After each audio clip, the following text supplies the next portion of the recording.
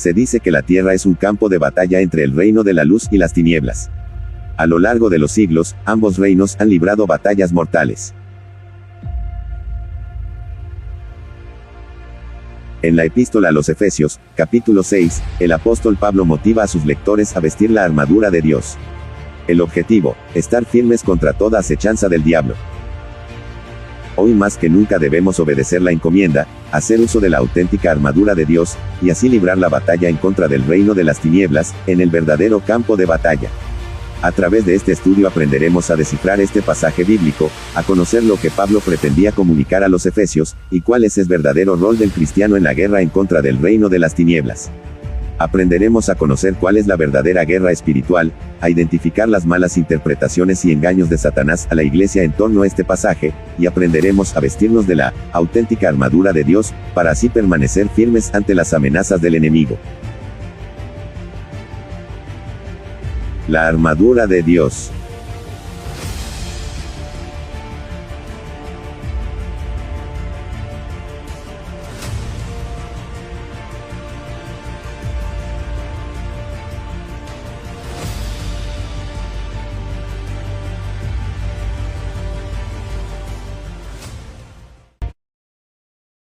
Por lo demás, hermanos míos, fortaleceos en el Señor, y en el poder de su fuerza.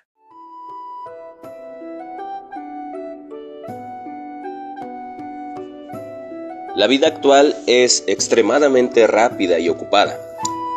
Las rutinas diarias son el constante desempeño de importantes roles que sostienen nuestra compleja sociedad. Las ocupaciones nos absorben de tal modo que vivimos atrapados en los afanes de este mundo. Sin embargo, en este entorno industrial y comercial en que nos movemos dentro de nuestra sociedad, el reino de las tinieblas también esparce la maldad, filtra toda clase de corrupción y busca a toda costa el control a través de diferentes medios. En el momento en que creímos en Jesucristo, fuimos hechos hijos de Dios, condecorados de gran privilegio, y al mismo tiempo nos enrolamos en el ejército de Dios para poner en fuga a las filas invasoras del reino de las tinieblas. Esto significa que tendremos que ir en muchas ocasiones de manera contraria a la corriente de este mundo. Sin embargo, esto requiere una fuerza más allá de nuestras propias fuerzas, fuerza que solo proviene de Dios. Éfeso era una ciudad importante, situada en medio de una concurrida vía comercial y militar, con un importante puerto marítimo. Los nativos eran devotos de la diosa Artemisa. Eran de oficio plateros y artesanos. Vivían de la devoción de la gente a su diosa, la cual era adorada en el templo, ubicado dentro de la ciudad. Por consiguiente, siendo una ciudad tan concurrida, era un hecho que estaría plagada de perversiones, corrientes contrarias a la vida que agrada a Dios. Los cristianos de Éfeso no podían pelear en sus propias fuerzas, por lo que Pablo los motiva a buscar la fortaleza en el Señor. Solo en Dios encontrarían el poder para permanecer firmes ante la maldad de la ciudad. De la misma manera, nosotros, los auténticos cristianos, encontramos en Dios el poder, donde nuestras fuerzas son renovadas, las heridas de nuestras batallas son sanadas y estamos listos para retomar la batalla con firmeza. Somos invencibles cuando vestimos de toda la armadura de Dios.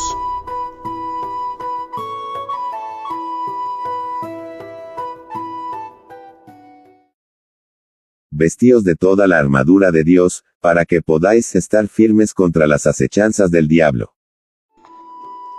Hoy en día, Satanás, el gobernante del reino de las tinieblas, se ha encargado de engañar a los cristianos para mantenerlos al margen de esta guerra y hacerlos inútiles, enviándolos a campos de batalla inexistentes. Existen grupos religiosos y sectarios que han interpretado de forma incorrecta este pasaje y han logrado que sus falsas enseñanzas se filtren entre los verdaderos cristianos. Muchos piensan que en algún lugar de los cielos existe una bodega celestial, donde Dios tiene guardadas una infinidad de armaduras espirituales hechas de un material desconocido para el hombre, armaduras invisibles, las cuales viajan a través del espacio y se ensamblan en el cuerpo de los creyentes en el momento que éstos lo declaran, tal y como ocurre en las series japonesas. Tales creyentes se la pasan buscándole guerra al diablo de manera equivocada. Declaran frases que más bien parecen conjuros, hacen movimientos místicos, hacen uso de espadas de juguete y otros objetos a los que les atribuyen un poder simbólico, lanzan golpes al aire como si tuvieran superpoderes y piensan que de esa manera el diablo huirá. Aseguran que muchas de las cosas malas que les ocurrieron es porque no se vistieron con la armadura de Dios para comenzar el día y viven haciendo guerra contra seres imaginarios. Viven atrapados en un misticismo infructuoso que, lejos de liberarlos, los ata a una vida sumergida en la superstición. Pensar de esta manera es atentar contra la madurez del creyente, es atentar en contra de la paz que Dios ha depositado en cada uno de nosotros, pues Él tiene absoluto cuidado de sus soldados.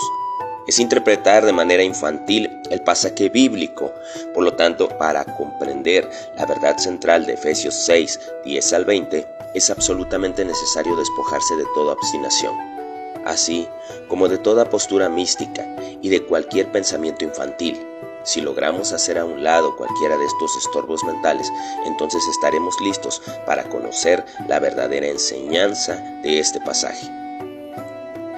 Cuando el apóstol Pablo escribió esta epístola, fue necesario que éste eligiera una ilustración para llevar a sus lectores a comprender el verdadero mensaje que Dios quería transmitir.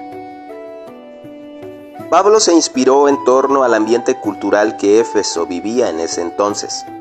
Era muy común ver desfilar legiones de soldados romanos equipados con sus lóricas segmentatas, armaduras hechas de láminas de bronce, diseñadas para proteger a su portador en combates cuerpo a cuerpo.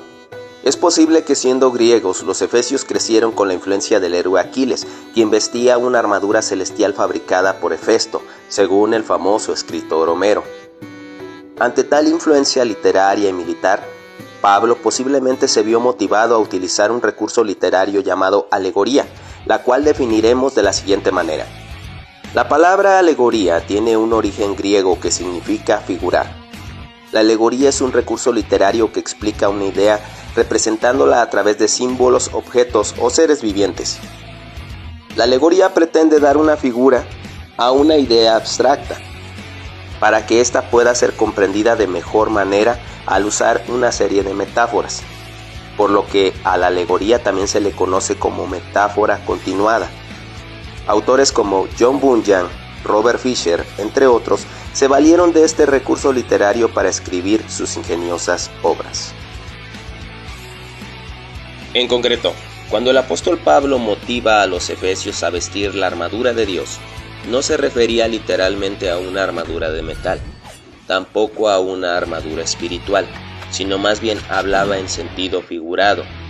Al referirse a la armadura de Dios, el apóstol Pablo se refiere a la presencia de Dios, andar todo tiempo en el Espíritu, buscar en todo tiempo la cobertura de Dios, como él mismo escribe en la epístola a los Romanos en el capítulo 13, verso 14, donde exhorta a sus lectores a no vivir para los deseos de la carne, más bien los motiva a vestirse de Jesucristo como quien se viste de una armadura.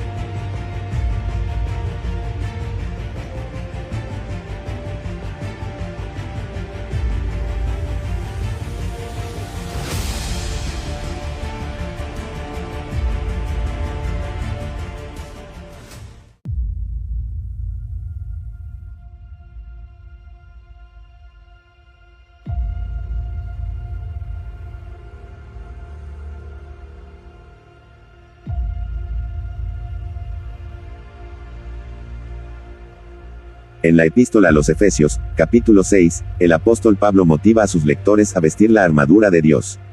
El objetivo, estar firmes contra toda acechanza del diablo. Hoy más que nunca debemos obedecer la encomienda, hacer uso de la auténtica armadura de Dios, y así librar la batalla en contra del reino de las tinieblas, en el verdadero campo de batalla. La armadura de Dios.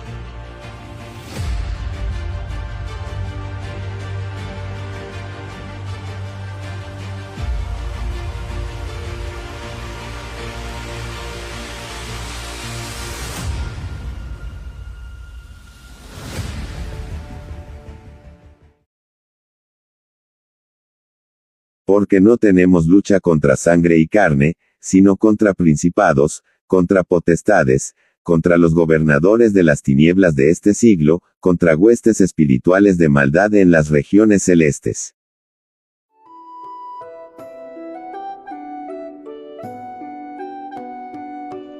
Éfeso estaba situada en la costa oriental del mar Egeo. Se cree que tenía una población de 500,000 de habitantes.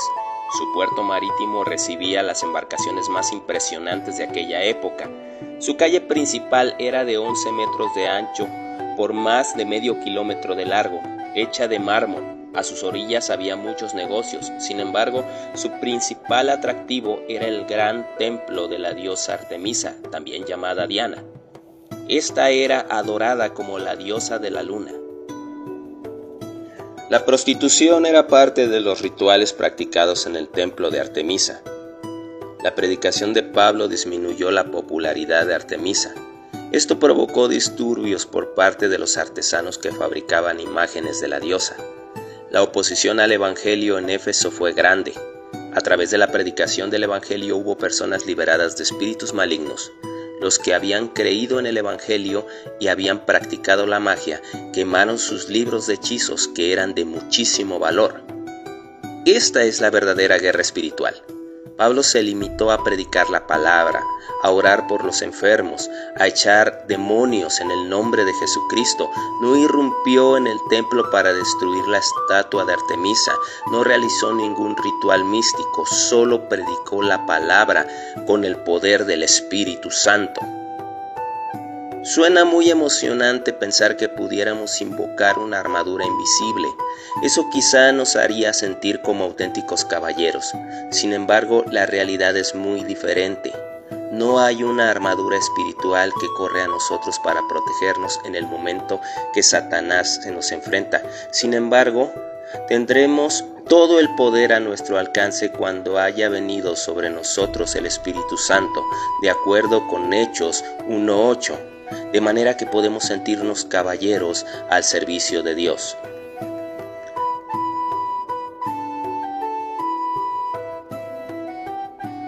Al referirse a carne y sangre, el apóstol usa un recurso literario llamado metonimia, que es usar palabras sugerentes en vez de otras. Pablo usa este recurso para referirse a que no luchamos en contra de seres humanos como en otros tiempos ocurrió en el Antiguo Testamento. Más bien, nuestra lucha es en contra del reino de las tinieblas, los demonios que esparcen la maldad en este mundo. Tales seres malignos se mueven tras bambalinas desde la oscuridad. Los demonios controlan como títeres a los funcionarios públicos, reyes y todos aquellos que están en eminencia, aquellos que han aceptado expandir el imperio de maldad a través de muchos medios. El imperio de Satanás tiene una bien organizada estructura, la cual se divide de la siguiente manera. Principados. Son demonios principales de Satanás, que de acuerdo con Daniel 10:13, poseen territorios y provincias a su cargo. Potestades. Se refiere al terreno político donde los espíritus malignos intentan ejercer su influencia. Gobernadores de tinieblas. Una división demoníaca se mueve fuertemente en los medios de difusión. Utilizan la música, la literatura, el cine y toda clase de expresión artística para propagar las tinieblas y obtener el control de las masas.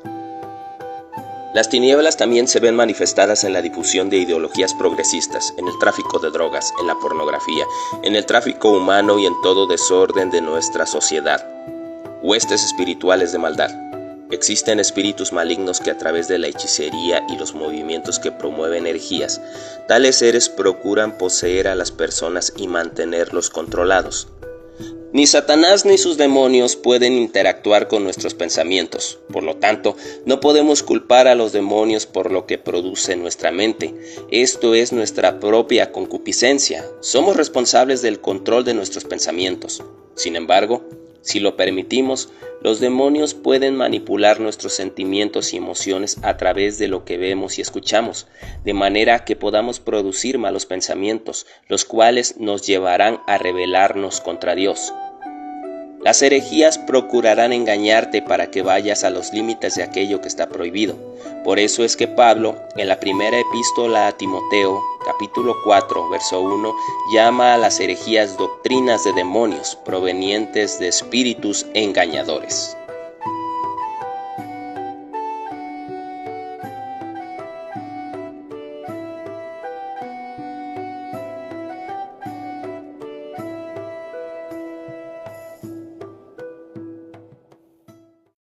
Por tanto, tomad toda la armadura de Dios, para que podáis resistir en el día malo, y habiendo acabado todo, estar firmes. Según una popular publicación de Jack Thomas Chick de los años 80, el triunfo más grande de Satanás sería que nadie creyera en su existencia. Sin embargo, la obra del diablo se ve reflejada en los actos perversos de la humanidad, en las manifestaciones sobrenaturales de sus más cercanos servidores. Es un hecho irrefutable que Satanás existe y que como cristianos es nuestro deber hacerle frente. La única manera de hacerlo es vistiendo dignamente la armadura de Dios, o sea, ser revestido del poder, la protección y la presencia del Espíritu Santo en todo momento. Habrá una difícil batalla, pero solo lleno de la presencia de Dios podremos resistir al día malo, y cuando la tentación y la prueba se presenten, permaneceremos firmes.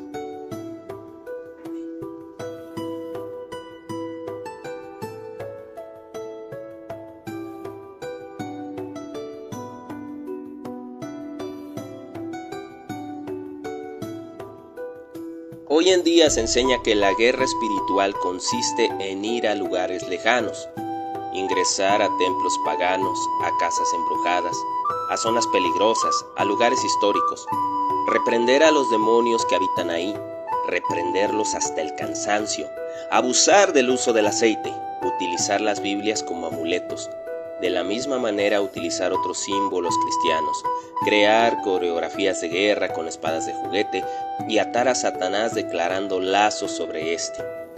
Sin embargo, la manera bíblica de enfrentar a Satanás es resistiéndolo, tal como Jesús lo resistió en el desierto, haciendo uso de la sana doctrina, poniéndolo en fuga, rechazando absolutamente todas sus propuestas, tal como Santiago lo escribe en su epístola, en el capítulo 4, verso 7. Esa es la manera de resistir el día malo, permaneciendo firmes hasta el final de la batalla, revestidos con el poder del Espíritu Santo.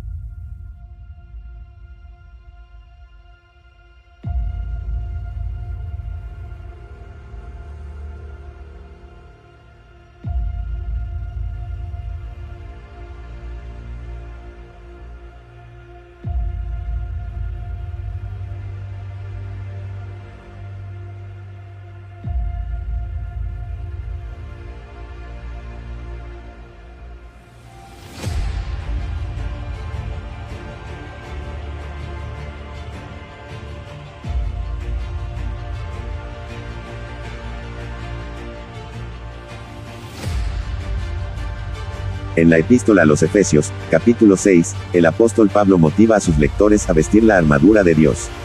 El objetivo, estar firmes contra toda acechanza del diablo.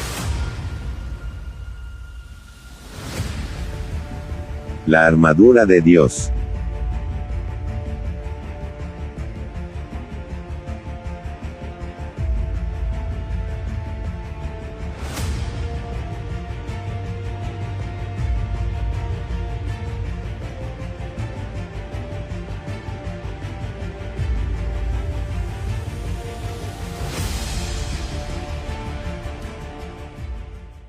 Estad, pues, firmes, ceñidos vuestros lomos con la verdad, y vestidos con la coraza de justicia.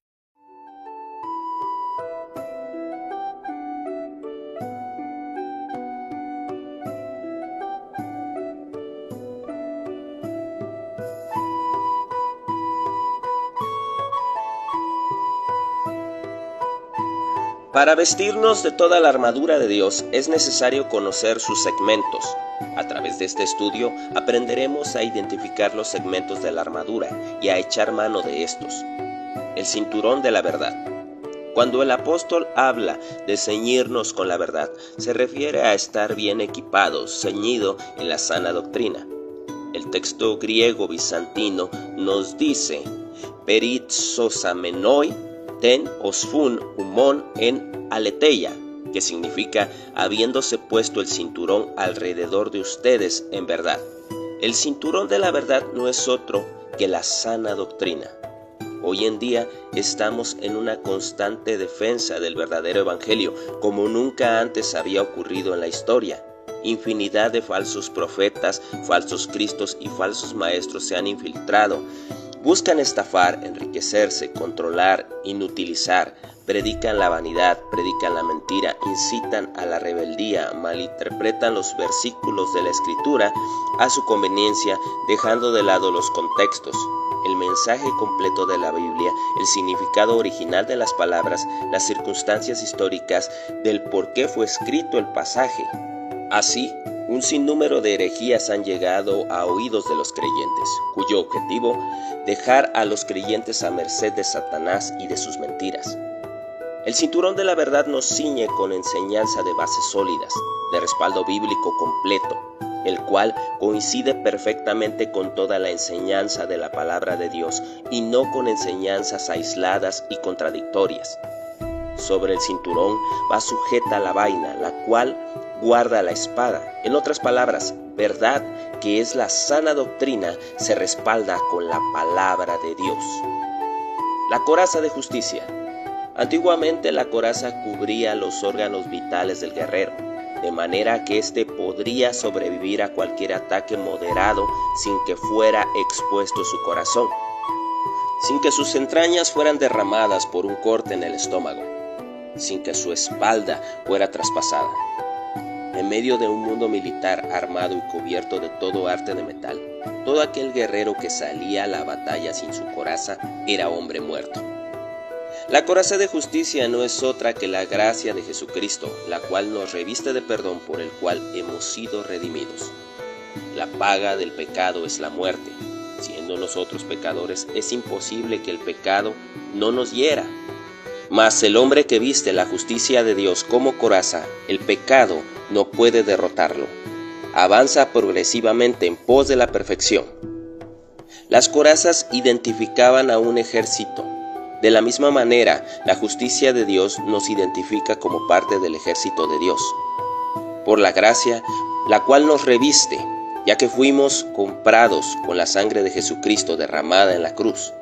Vestir la coraza de justicia significa haber recibido el perdón que nos reviste de la justicia de Dios, la cual recibimos al creer en Jesucristo. Satanás día y noche nos acusa delante de Dios, exigiendo nuestras vidas por ser pecadores. Cuando somos revestidos con la justicia de Dios, Satanás queda enmudecido. No hay nada de lo que él pueda acusarnos. El pecado ha sido perdonado. No hay argumento ni juicio en nuestra contra. En la primera epístola a los Tesalonicenses, capítulo 5, verso 8, Pablo vuelve a hacer uso de esta metáfora. mencionando dos elementos que nos cubren como una coraza protege a un guerrero. Estos elementos son la fe en Jesucristo, la cual nos ha llevado a ser revestidos de su justicia, y el amor de Dios para con nosotros, por el cual Él murió para redimirnos. Y calzados los pies con el apresto del Evangelio de la paz. El Evangelio de la paz. El ejército de Dios avanza en busca de conquistas. No es solo una defensa, no es vivir amurallados con temor al enemigo. El auténtico guerrero de Dios hace la verdadera guerra espiritual. La auténtica guerra espiritual no consiste en ir en busca de Satanás como si fuéramos cazafantasmas. No es utilizar símbolos cristianos como amuletos para contrarrestar la maldad. No es ir a reprender demonios a templos antiguos. Tales prácticas, además de ser herejías, son una verdadera pérdida de tiempo. Pablo sabía que el poder del Evangelio predicado oportunamente es suficiente para contrarrestar la maldad. Pablo fue un conquistador que caminó muchísimas distancias calzado con el verdadero Evangelio. Las sandalias de un legionario eran llamadas cáligas y estaban diseñadas con tachones en las suelas para poder andar por terrenos resbaladizos, con firmeza en terrenos difíciles. De la misma manera, un guerrero de Dios se adapta a su entorno y aguarda en todo tiempo la oportunidad para predicar el Evangelio. Un cristiano calzado con el Evangelio tiene siempre en su mente la predicación oportuna, ya sea masiva o individualmente. No está condicionado a los grandes púlpitos ni a los grandes eventos para predicar a Jesucristo. Es prudente. Sus sandalias le permiten frenar en momentos peligrosos e inadecuados. Sabe cuál es el momento oportuno para lanzar el ataque.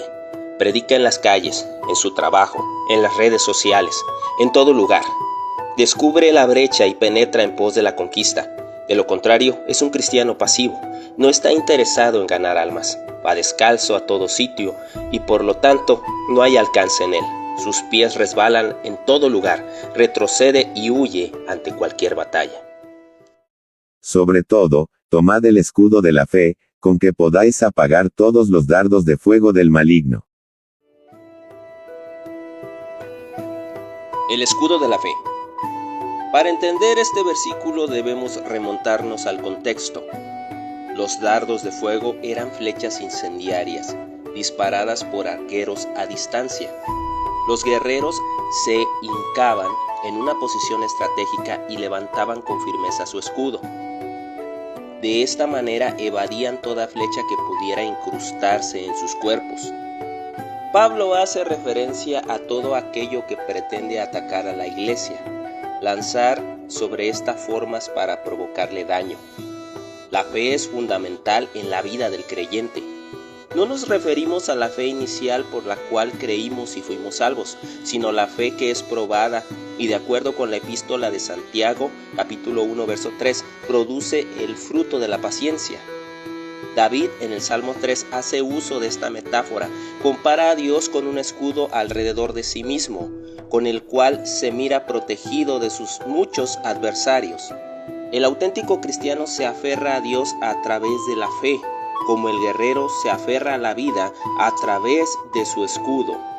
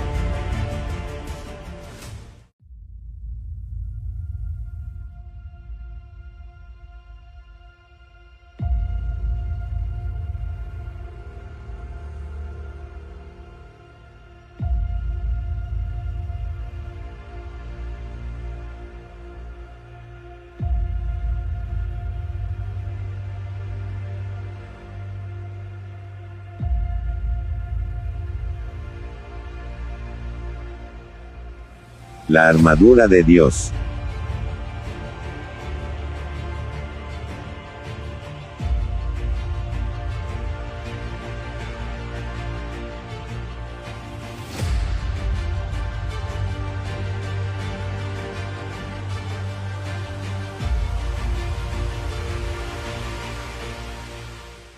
y tomad el yelmo de la salvación, y la espada del Espíritu, que es la palabra de Dios. Estamos en la recta final de nuestro estudio, pero aún nos falta analizar dos segmentos de la armadura. El yelmo de la salvación. Primera epístola de Tesalonicenses 5:8 nos presenta el significado del yelmo de la salvación. Esta metáfora significa la esperanza de salvación. El yelmo o casco era fundamental en la batalla. En los cascos romanos sobresalían láminas traseras y a los costados que impedían que un golpe de espada pudiera decapitar al soldado. Los yelmos estaban bien reforzados para resguardar la cabeza, la parte vital de todo hombre. Así como el yelmo aumentaba la esperanza de vida en todo soldado, asimismo nosotros los cristianos tenemos la esperanza de vernos muy pronto como iglesia triunfante.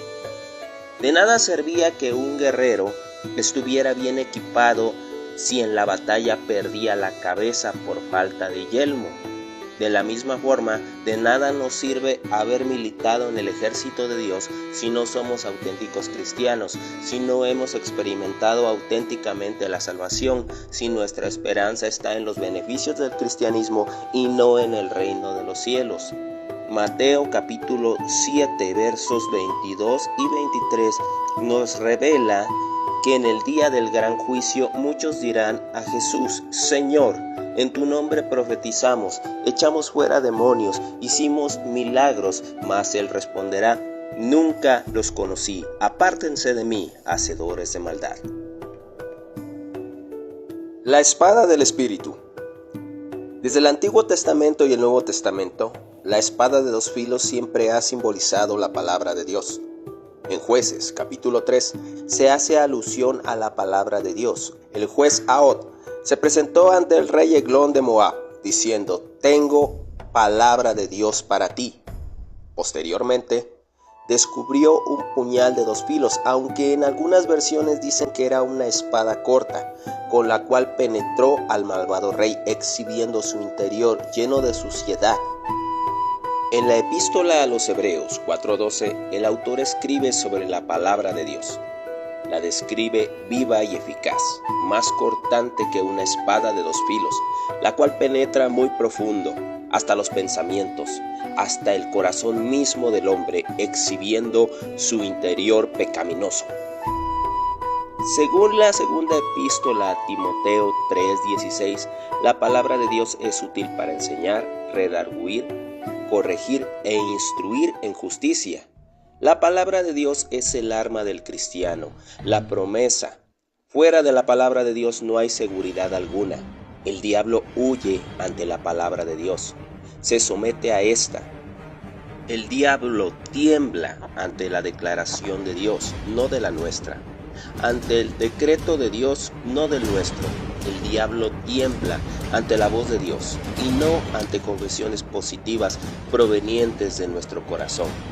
Solo podemos apelar a la palabra de Dios, a su poder, al nombre de Jesucristo, pues su palabra es poderosa, infalible, la máxima autoridad de todo auténtico cristiano.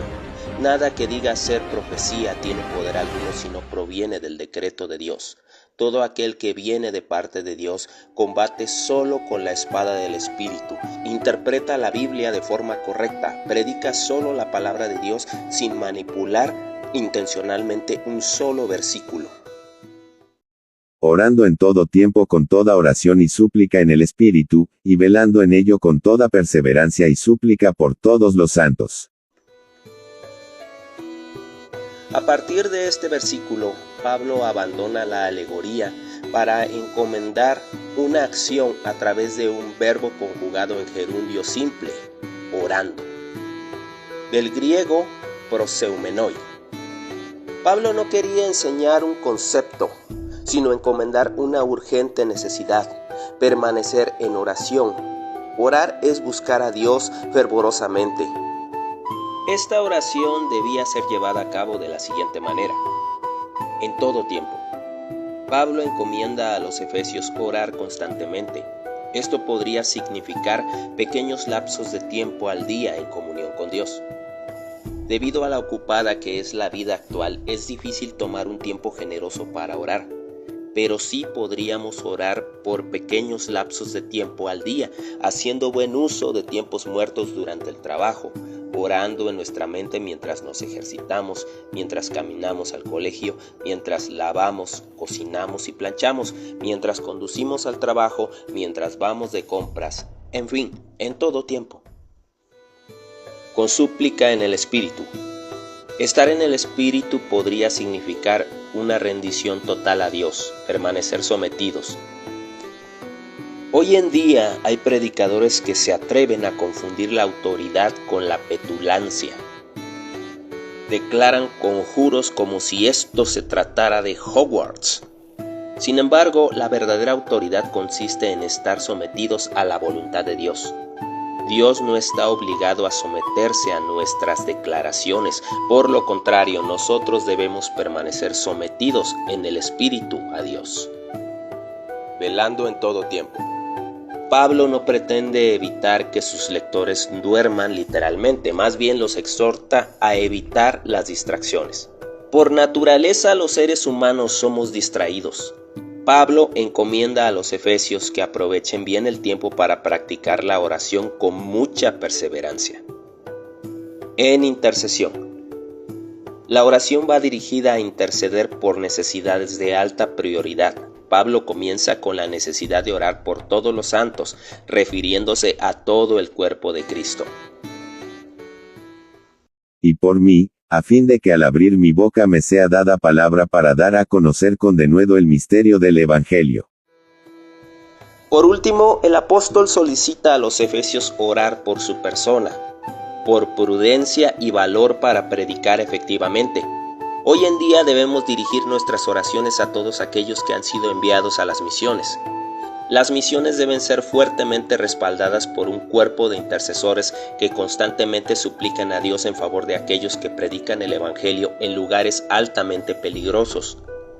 Por el cual soy embajador en cadenas, que con denuedo hable de él, como debo hablar.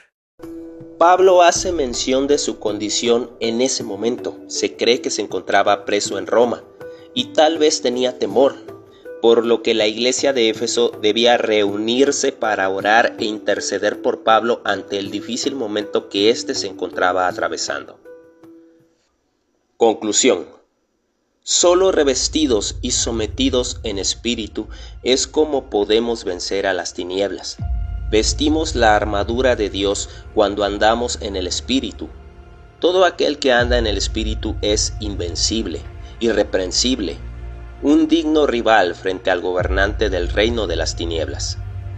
Los demonios huirán, no podrán penetrar sus dardos de fuego.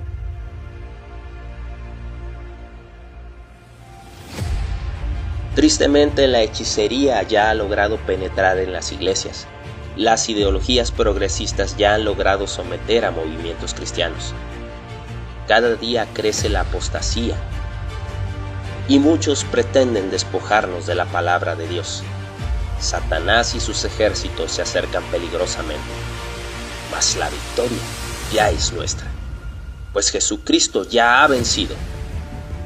Resistamos un poco más, con rodillas al suelo, con coraza y escudos levantados, con espada en nuestras manos y salvación como yelmo, bien ceñidos y calzados. Resistamos aún si la batalla se prolonga. Él viene pronto. El Rey está a la puerta.